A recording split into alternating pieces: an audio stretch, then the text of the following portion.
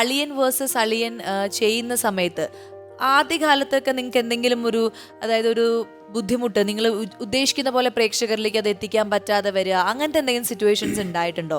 എത്ര എപ്പിസോഡ് കഴിഞ്ഞപ്പോഴാണ് അതൊന്ന് പിക്കായത്? അതെനിക്ക് തോന്നുന്നു ഒരു 50 എപ്പിസോഡ് ഓളം ആയിക്കഴിഞ്ഞപ്പോഴാണ് നമുക്ക് അതിൻ്റെ ഒരു റൂട്ട് നമ്മളിങ്ങനെ ഒന്നും മനസ്സിലിട്ടുണ്ടല്ലോ. ഒരു സാധനം ഒരു കഥ എഴുതി അതങ്ങ് ചെയ്യുന്നു. പിന്നെയാണ് ഓരോ ക്യാരക്ടറിൻ്റെയും ബാക്കി മാനറിസങ്ങളും അതിൻ്റെ ഏതുവരെ പോവാം, അയാൾക്ക് എന്ത് ലിമിറ്റേഷൻസ് ഉണ്ട്, അതെല്ലാം പിന്നെയാണ് സെറ്റാക്കി വരണത്. അപ്പോൾ അങ്ങനെ ഒരു 50 എപ്പിസോഡ് കഴിഞ്ഞപ്പോഴാണ് അതിന് കറക്റ്റ് ട്രാക്ക് കിട്ടിയത്. ഷൂട്ടിന്റെ ഇടയിൽ എന്തെങ്കിലും ഭയങ്കര ഹ്യൂമർ ആയിട്ടുള്ള സംഭവങ്ങളൊക്കെ നടന്നിട്ടുണ്ടോ? രസങ്ങളുണ്ട്. പക്ഷെ എനിക്ക് ഉണ്ടായ വേറൊരു അനുഭവം പറയാം. ഈ അളിയൻസിന്റെ ഷൂട്ടിംഗ് അല്ല, ഞാനിടയ്ക്ക് വേറെ ചാനലിൽ ഒരു സീരിയൽ ചെയ്തോണ്ടിരിക്കുക.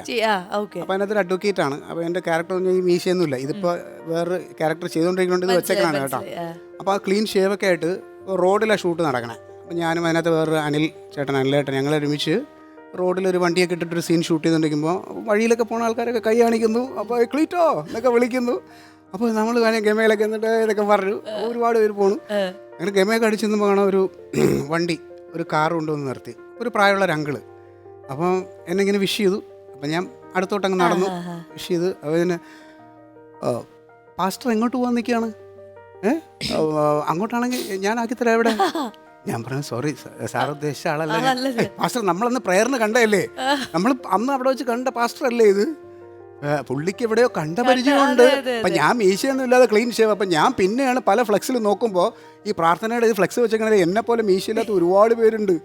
അങ്ങനെ എൻ്റെ ഗമയൊക്കെ അതോടെ അങ്ങ് തീർന്നു കേട്ടോ. അയ്യോ, അപ്പം നമ്മളെ അറിഞ്ഞൂടാത്തവരുണ്ട് എന്നുള്ളതാണ്. അതെ, അറിഞ്ഞൂടാത്തവരുണ്ടെന്ന് മാത്രമല്ല അവരുടെ മനസ്സിലുള്ള രൂപം നമ്മൾ അല്ലാതെ കണ്ടു കഴിഞ്ഞാൽ അവർക്കത് പെട്ടെന്ന് മനസ്സിലാവില്ലായിരിക്കും അല്ലേ. അതേപോലെ തന്നെ ചേട്ടന്റെ ഇപ്പൊ രൂപസാദൃശ്യം കാര്യം പറഞ്ഞപ്പോഴാണ് നമ്മുടെ ജിത്തു ജോസഫ് ഡയറക്ടർ, അദ്ദേഹത്തിന്റെ ഒരു ഛായ അല്ലേ, പാവങ്ങളുടെ ജിത്തു ജോസഫ് എന്ന് പറയുന്ന പോലെ, അത് കുറെ പേര് പറഞ്ഞിട്ടുണ്ട്. അത് ഛായ മാത്രമല്ല, എനിക്ക് തോന്നുന്നു കുറച്ച് മാനറിസം ഒക്കെ സൗണ്ട്. അദ്ദേഹത്തിനെ ഞാൻ നേരിട്ട് ഇതുവരെ കണ്ടിട്ടില്ല, നേരിട്ട് പരിചയപ്പെട്ടില്ല. അപ്പൊ എന്നോട് നോബി ഇല്ലേ നമ്മളെ, നോബി വന്നിട്ട് പറഞ്ഞു കാക്കാ ഇത് തന്നെ ആക്കാ, ഇങ്ങനെ തന്നെ ആക്കാ സാറ്, നിങ്ങൾ ഇത് വർത്താനോ ഇത് തന്നെ വർത്തമാനം ഇരിപ്പ് അങ്ങനത്തെ പറഞ്ഞു. അപ്പൊ ഇതൊരു നേരിട്ട് കണ്ടിട്ടില്ല. ഇല്ല, ചിലപ്പോ വൈകാതെ ഒരു ഭാഗ്യം ഉണ്ടാവുമായിരിക്കാം. ഓക്കെ. അപ്പോ സൗമ്യയുടെ ഫുൾ നെയിം എന്ന് പറഞ്ഞു കഴിഞ്ഞാൽ പേരിൽ തന്നെ ഭാഗ്യമുള്ള ഒരു അഭിനേതാവ് അല്ലെ, സൗമ്യ ഭാഗ്യം പിള്ള. അപ്പൊ ഈ ഭാഗ്യം എന്ന് പറഞ്ഞാൽ ആരുടെ പേരാണ്? അച്ഛന്റെ പേര് ഭാഗ്യം പിള്ള. അയ്യോ, അത് ഞാൻ പുള്ളിക്കാണ് ഭാഗ്യം.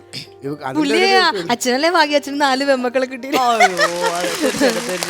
അപ്പൊ ഈ ഭാഗ്യം പിള്ള എന്ന് പറയുന്ന നമ്മുടെ ഭാഗ്യം ചേട്ടൻ സുഖമായിട്ടിരിക്കുന്നു.